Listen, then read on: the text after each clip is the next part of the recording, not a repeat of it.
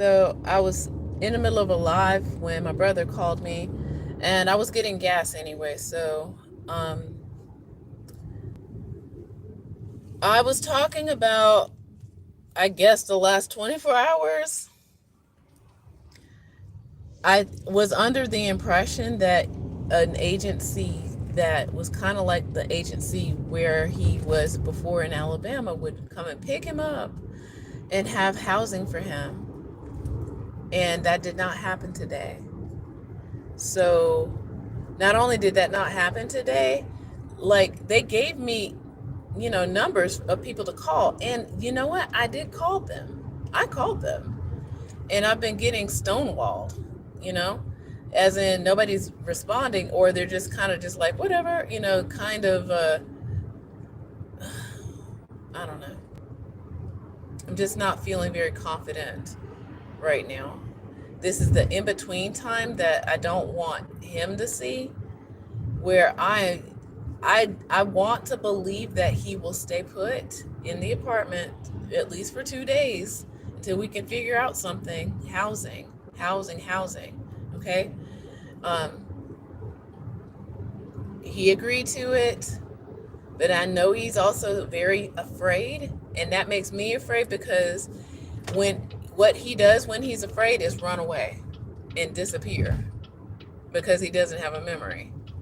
Okay. What I'm also afraid of and kind of glad of, I think I mentioned the other day, was that they did not give him paper and pencil so that he can plan things that he can't handle, that he thinks he can handle, but he can't. And that's why I'm still trying to get guardianship. Okay. Um, at the very least, I do have power of attorney papers that he could sign. I need to bring them back out. Like I have them, I don't know, somewhere in a bag back here in the back of my car, and get them notarized. Something. Because what I'm also afraid of is, the things that happened. Like, even though I took him to the hospital at the last minute, he ran away. I went to go find him. He came back without me, and he tried to admit himself yet again, and he couldn't do it. They took him because they knew that he was in medical need, right? So this is the situation I'm trying to remedy with him. It's like, it's not that I am trying to, and I know he knows this. Legally, he doesn't understand that I can't just, and I don't want to, I can't just go help him whenever he now he needs help. Like when he is coherent, these are the times where legally I need to make sure he is being protected so that when he is not okay, I can come and help him. And he doesn't understand these things. So I'm going to be picking him up later today. Like I said, he did just call me. I need to make sure I take care of my things too first, which means I'm going to my house right now, getting a change of clothes, taking a shower, getting a change of clothes for myself, and any paperwork I need to work on overnight because I still had to work, y'all. You know, there is no other support. There's me, just me. All of our other family lives in another state. So there's that.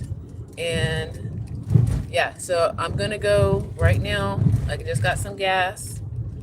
I need to go get my change of clothes and travel. Well, at least it's not all the way in another state this time, because I didn't even start filming this series on my channel when I was doing other things. I maybe have done an audio recording or two.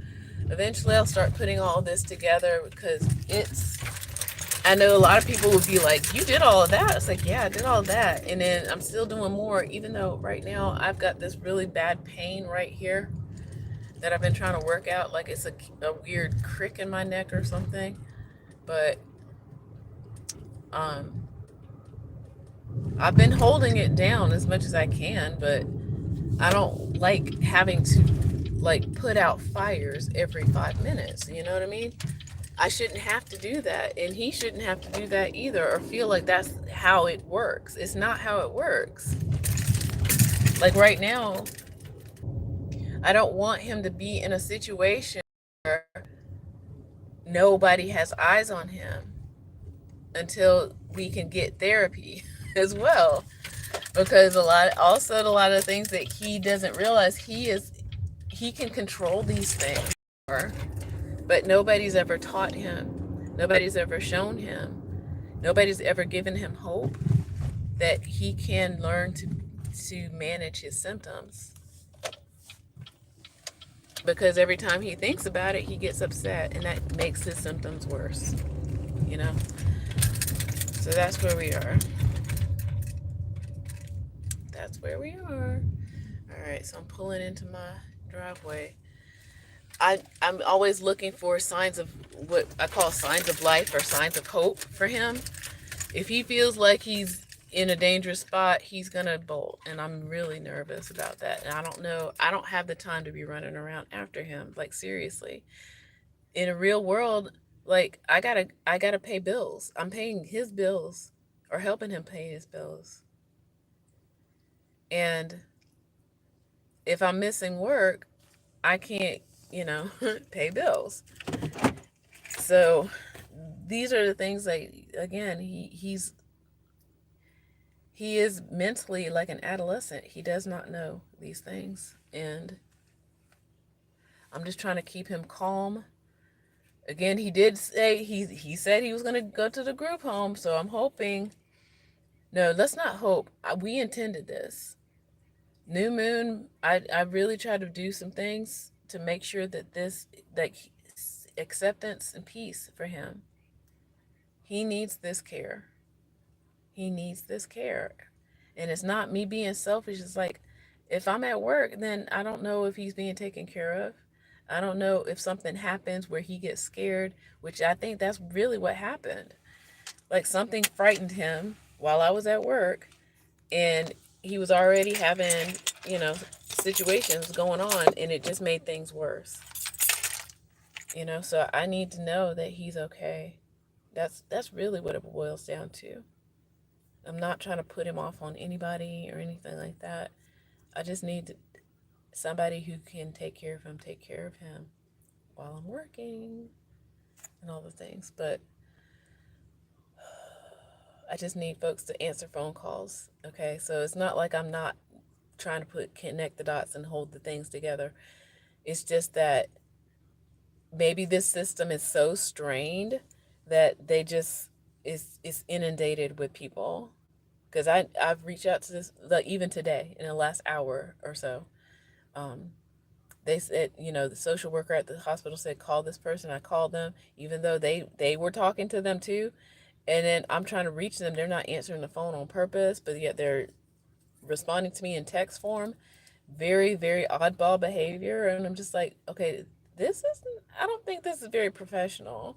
Like, who's actually answering this? You know? And do I trust this person? Like, I don't know who this is, kind of thing. And like I said, I was under the impression, that's why, friends out there, you got to be clear with your communication. The other social worker, which again, now they're playing a ping pong thing where let somebody else talk to the person. Like now they probably think I'm hostile or whatever, but really, y'all aren't giving me information. Like you're giving me some information, but you're not giving me all information. I need to know so I can plan accordingly, right? You know? Well, I'm upset because I'm trying to work on getting a place for my brother to live, and I thought the social workers at the hospital were handling that, and they weren't. And I'm worried that my brother has mental problems, memory problems, that he will walk off. That's why. So right now, I need to go grab some clothes for myself and, like I said, quick shower, go get him, Rush hour traffic is on right now, so even if I try to go there right now, it would still take me 2 hours to get there, maybe an hour, maybe if I'm lucky. Um, so I'm just trying to mentally plan for the rest of the night. Um, he sounds okay. I'm just I'm hoping that maybe when you have somebody in the hospital and you see that how they were when they went in, and you hope that they're better when coming out. That's what I'm hoping. He sounds a lot better, and maybe a day or two back at the apartment will be okay. I'm also worried, like, one of the things I did was definitely clean, not completely clean up the apartment, but cleaned out enough of things that were unhealthy for him, as in the things he was doing and seeing, and you know those kind of things, unhealthy things. Because he threw away his glasses. I have them. He um he basically was kind of imploding a little bit, and he definitely needed to be at the hospital. So the apartment looks pretty okay. Like, there's some things I could have done a little bit better. um but for the most part, it looks pretty okay for what it is right now. I took down a lot of things that, again, were not very healthy for him to be looking at, that he put up. um I'm still worried about the pencil paper thing, but I tried to be put on a positive face when he called me and said, "Oh yeah," he asked me for before he went in to the hospital. And yeah, I just don't like the whole, like, running from fire to fire to fire. That's what it feels like, and I don't like it. And I tried to prevent that in these last couple of weeks, trying to communicate with the social workers at the hospital, and they still weren't able to help me um, solidify housing for him so that he can make a smooth transition and not be traumatized yet again. And I mean, I'm not blaming them completely. Like, they definitely kept him longer than probably they would have liked anyway. And I'm gonna just be honest, his insurance is not that great. That's one of the things that they did tell me. It's like, well, you might have better luck with a therapist, because through my own insurance, not my brother's insurance, because it's not that great. Okay, so maybe now, now that I'm thinking about it, it might be that. I hate to say that, because now, when he was back in Birmingham, it was around about 2 weeks. Interesting. So yeah, so maybe that's all that they can allow. See, isn't it wonderful being in the United States under their medical healthcare system? Yeah, they don't care. It's like, once yeah. So let me have my moment. Let me get in the shower. I gotta go get my brother. Um, Pray for us. um, Hopefully that people will return my phone calls and we get things moving and grooving very soon. Very soon, okay? Tomorrow is the first day of May. Yeah. All right, with that, I say take care. Be strong, caregivers. Okay? Be strong.